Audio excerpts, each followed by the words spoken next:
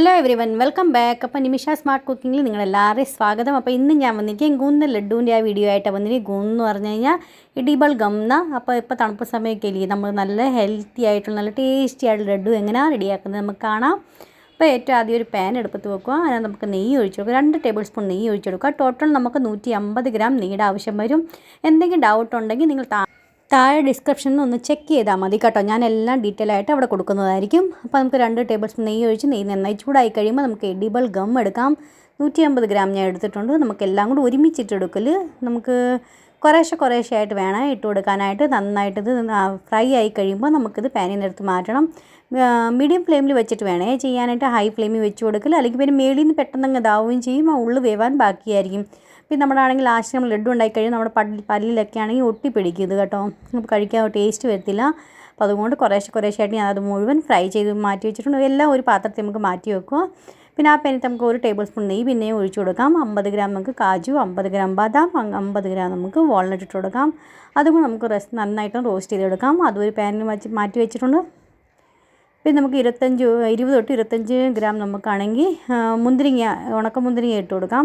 അതും കൂടെ റോസ്റ്റ് ചെയ്ത് കൊടുക്കാം. നമ്മളിതുപോലെ നെയ്യിൽ നമ്മളെല്ലാ സാധനം റോസ്റ്റ് ചെയ്ത് നിങ്ങൾക്ക് ഇങ്ങനെ വേണമെങ്കിൽ ആക്കിയെടുക്കാം, അല്ലാതെ വേണമെങ്കിൽ നമുക്ക് ചെയ്യാം കേട്ടോ. പക്ഷേ നമ്മൾ നെയ്യിലെല്ലാം റോസ്റ്റ് ചെയ്ത് നമ്മൾ ചെയ്യുവാണെങ്കിൽ ഇതിൻ്റെ ആണെങ്കിൽ ഷെൽഫ് ലൈഫ് കൂടിയിരിക്കും. കുറേ നാളത്തേക്ക് നമുക്ക് 1 മാസം വരെ കേടുകൂടാതെ സൂക്ഷിക്കാൻ പറ്റും, പുറത്തുതന്നെ സൂക്ഷിക്കാൻ പറ്റും കേട്ടോ. അപ്പോൾ ഞാനാണെങ്കിൽ 100 തൊട്ട് 150 ഗ്രാം ഞാനാണെങ്കിൽ മഖാന എടുത്തിട്ടുണ്ട്. മഖാന നല്ലതായിട്ട് ക്രിസ്പി ആയി വരുന്നത് നമുക്കൊന്ന് ചെയ്യുക. മീഡിയം ഫ്ലെയിമിൽ വെച്ചിട്ട് വേണേ എല്ലാം കാര്യം ചെയ്ത് കൊടുക്കാനായിട്ട്. അത് നമുക്ക് മാറ്റി വെക്കാം. നമുക്കാണെങ്കിൽ ആ പാനിൽ തന്നെ മുഴുവൻ നെയ്യ് ഞാൻ ഒഴിച്ചു കൊടുക്കുന്നുണ്ട് കേട്ടോ.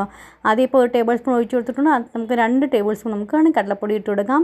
നമ്മളെപ്പോഴും ഏത് ലഡു ഉണ്ടാക്കിയാലും 2 ടേബിൾ സ്പൂൺ കടലപ്പൊടി ഇട്ട് നമ്മൾ ഉണ്ടാക്കുവാണെങ്കിൽ അതിൻ്റെ ടേസ്റ്റ് ഒന്നും കൂടെ കൂടത്തേ ഉള്ളൂ കേട്ടോ.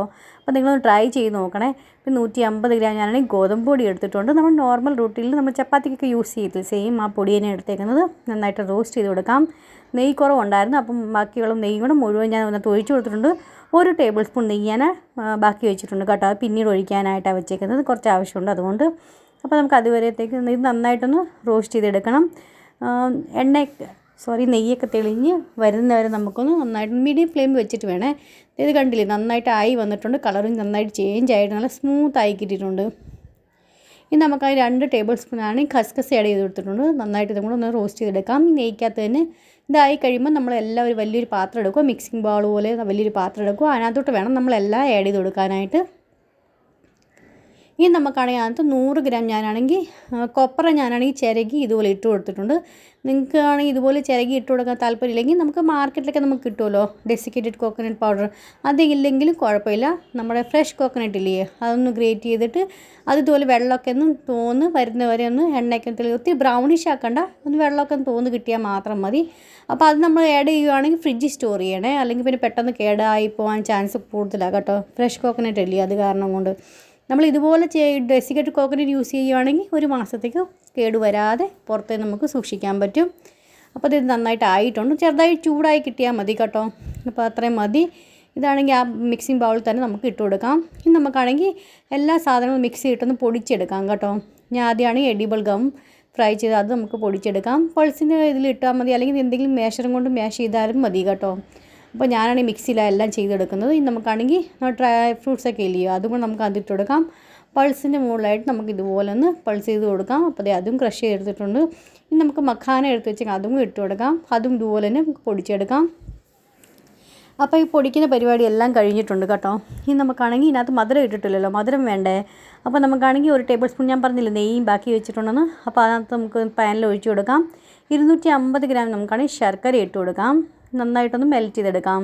അഥവാ നിങ്ങളുടെ അവിടുത്തെ ശർക്കരയ്ക്കകത്ത് ഈ മണ്ണുണ്ടെന്ന് തോന്നുവാണെങ്കിൽ നിങ്ങൾക്ക് ഒന്ന് 1 ടേബിൾ സ്പൂൺ വെള്ളം ഒഴിച്ച് നന്നായിട്ടൊന്ന് സിറപ്പ് റെഡിയാക്കിയതിന് ശേഷം അത് അരിച്ചിട്ട് വേണേ ഒഴിച്ചു കൊടുക്കാനായിട്ട്. ഇതിപ്പോൾ ഇവിടെ ആണെങ്കിൽ നല്ല ക്ലീൻ ആയിട്ടുള്ള ശർക്കര കിട്ടുന്നതുകൊണ്ട് നമുക്ക് അരിക്കാനൊന്നും മണ്ണും അഴുക്കൊന്നും ഇല്ല കേട്ടോ, നല്ലതാണ്. അപ്പോൾ അത് കാരണം ഞാൻ ഒന്നും ഇങ്ങനെ അരിച്ച് ഒഴിക്കും, നേരെ ഒഴിച്ചു കൊടുക്കുക. പിന്നെ നമുക്കത് മെൽറ്റായി കിട്ടിയാൽ മതി കേട്ടോ. നമുക്ക് സിറപ്പായിട്ട് നൂൽപ്പാകം ഒന്നും ആക്കേണ്ട ആവശ്യമില്ല, ഒന്ന് മെൽറ്റായി കിട്ടിയാൽ മാത്രം മതി. ഇനി നമുക്കാണെങ്കിൽ പെട്ടെന്ന് ഇതെല്ലാം ഒന്ന് മിക്സ് ആക്കി കൊടുക്കാം. അതിന് ശേഷം നമ്മൾ ശർക്കര മെൽറ്റ് ചെയ്ത് വെച്ചേക്കുന്നില്ലേ, അതിനകത്ത് ഒഴിച്ചു കൊടുക്കാം.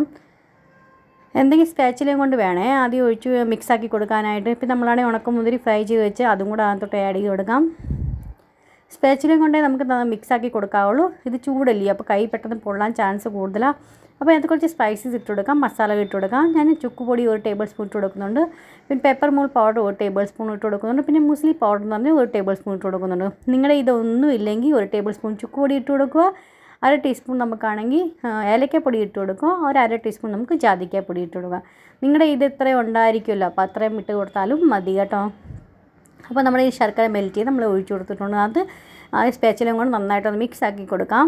എന്നിട്ട് നമുക്ക് കൈ കൊണ്ടൊന്ന് മിക്സ് ആക്കി കൊടുക്കാം കേട്ടോ. പിന്നെ ലാസ്റ്റ് ചെയ്യുന്നു പെട്ടെന്ന് വേണേ. ഇത് ചൂടാറുന്നതിന് മുന്നേ നമുക്ക് ലഡു റെഡിയാക്കി എടുക്കണം. ചൂടാറി കഴിഞ്ഞ് കഴിഞ്ഞാൽ ഇത് ലഡു ആവത്തില്ല കേട്ടോ. പിന്നെ പൊടി പാകത്തിന് നമുക്ക് എടുക്കേണ്ടി വരും. അപ്പോൾ അത് കാരണമില്ല. മിക്സ് ആക്കിയതിന് ശേഷം എല്ലാം കൂടി ഒരു സൈഡിലോട്ട് കൂട്ടി വെക്കുക. എന്നിട്ട് നമുക്ക് ഓരോരോ ലഡു വീതം ഉരുട്ടിയെടുക്കണം. തണുക്കാൻ പാടില്ല കേട്ടോ. അത് ചൂടായിട്ടിരിക്കാനായിട്ട് ഞാൻ പറഞ്ഞു. എല്ലാം നമ്മളിപ്പോൾ ആണെങ്കിൽ പുട്ടുപൊടിയൊക്കെ നനച്ചൊക്കെ നമ്മളെല്ലാം കൂടി ഒരു സൈഡിൽ ഇങ്ങനെ കൂട്ടി വെക്കത്തില്ലയോ, കുറേശ്ശെ എടുക്കാം. സെയിം അതുപോലെ തന്നെ എല്ലാം കൂടെ ഒരു സൈഡിലോട്ട് ഇങ്ങനെ അമ്മക്കി ഇത് ഇതുപോലെ ആക്കി വെക്കുക. ഇനി നമുക്ക് ഓരോ ലഡു വീതം ഉരുട്ടിയെടുക്കാം.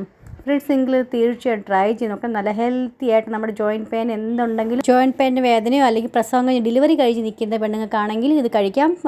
ശരീരത്തിനും നമ്മുടെ നടുവിനൊക്കെ നല്ലതാണ് കേട്ടോ. പിന്നെ മക്കൾക്കാണെങ്കിൽ പാല് കിട്ടാനാണെങ്കിലും ഏറ്റവും ബെസ്റ്റ് അത്. അപ്പോൾ നിങ്ങൾ തീർച്ചയായും ട്രൈ ചെയ്ത് നോക്കാം. നല്ല ഹെൽത്തി ലഡു അത്. ഫ്രണ്ട്സ്, നിങ്ങൾക്ക് എങ്ങനെ അതിൻ്റെ റെസിപ്പീസൊക്കെ ഇഷ്ടപ്പെടുന്നുണ്ടോ ഇല്ലയെന്ന് അറിയുക. ഇഷ്ടപ്പെടുന്നുണ്ടെങ്കിൽ ലൈക്ക് ചെയ്യാൻ മറന്നുപോലെ ഫ്രണ്ട്സിനും ഫാമിലിക്കൊക്കെ ഒന്ന് ഷെയർ ചെയ്ത് കൊടുക്കണേ. പിന്നെ ഇതേവരെ പുതിയ കൂട്ടുകാർ സബ്സ്ക്രൈബ് ചെയ്യാത്തതുകൊണ്ട് സബ്സ്ക്രൈബ് സപ്പോർട്ട് ചെയ്യണേ. നാളെ നല്ലൊരു അടിപൊളി വീഡിയോ ആയിട്ട് വീണ്ടും കാണാം. അതുവരത്തേക്കും ബൈ ഫ്രണ്ട്സ്.